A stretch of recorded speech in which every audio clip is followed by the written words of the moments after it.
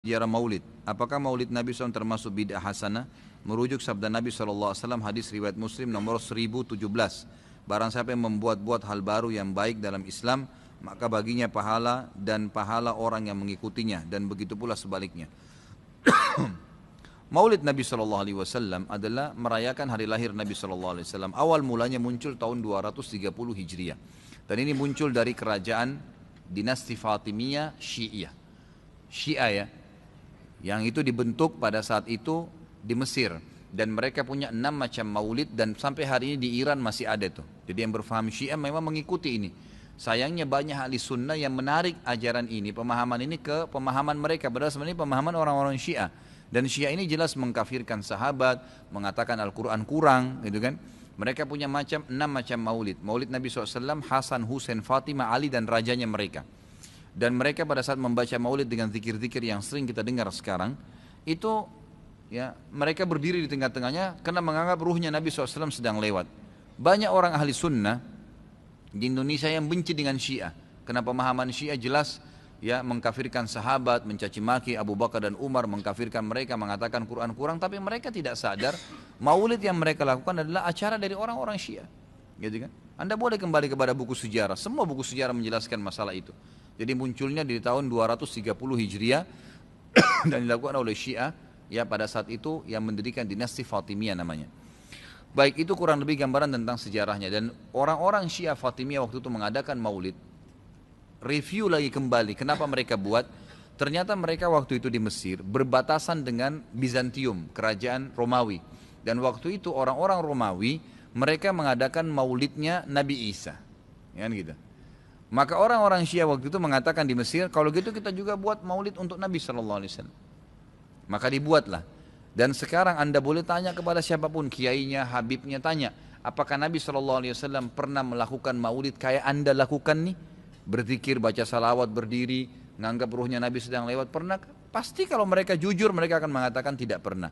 Ditanya, lalu kenapa Anda lakukan? Bentuk cinta kepada Nabi SAW. Bentuk cinta itu harusnya mengikuti dan mencontohi dan melakukan apa yang dicontohkan dan diperintahkan saja, nggak menambah, gitu kan? Karena kalau kita menambah, seakan-akan kita menganggap Nabi SAW masih ada yang belum disampaikan. Para Nabi sudah pada saat meninggal menyampaikan semua.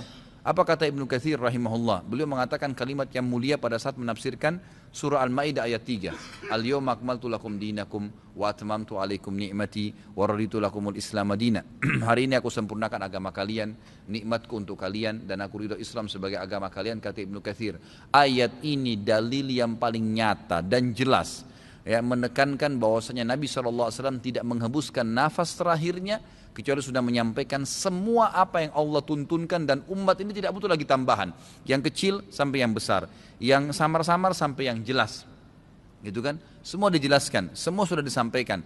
Dan Nabi SAW pada saat mau meninggal dunia di Haji Wada, beliau mengatakan halla ballaktu, ingatlah saya sudah sampaikan kepada kalian. Allah ballaktu, ingatlah saya sudah sampaikan kepada kalian. Sudah cukup semuanya, maka jangan ditambah, jangan dikurangin, saudaraku. Bacalah salawat, Nabi SAW perintahin tuh, banyak perintah salawat.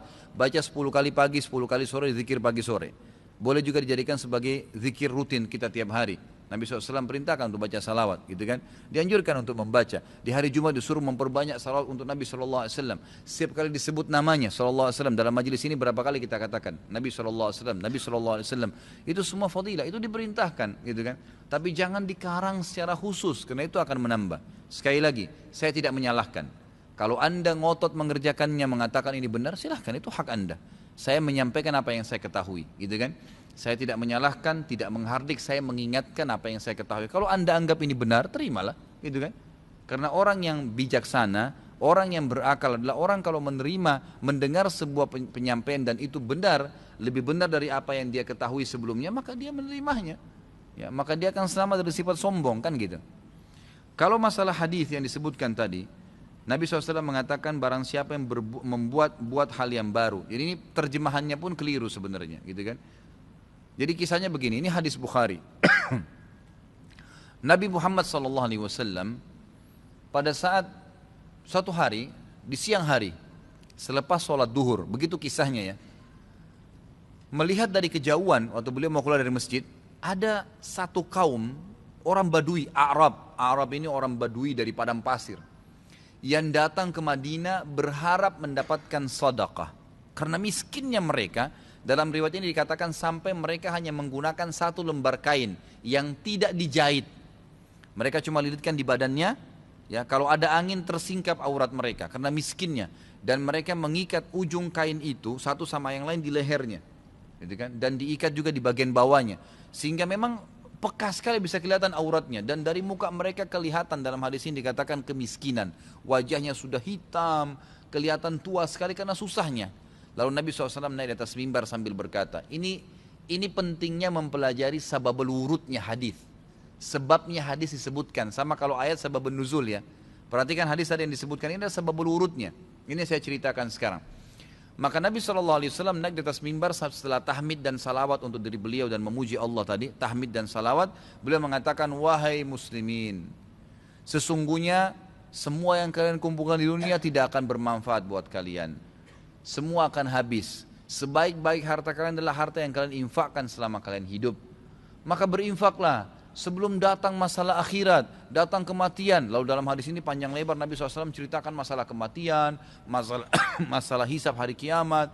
Lalu motivasi, bersedekahlah sebelum terlambat waktunya. Ya, semua yang punya sesuatu di rumahnya bersedekah, berikan orang-orang yang susah itu, yang datang menuju ke masjid. Berikan kepada mereka sebelum mereka injak masjid ini.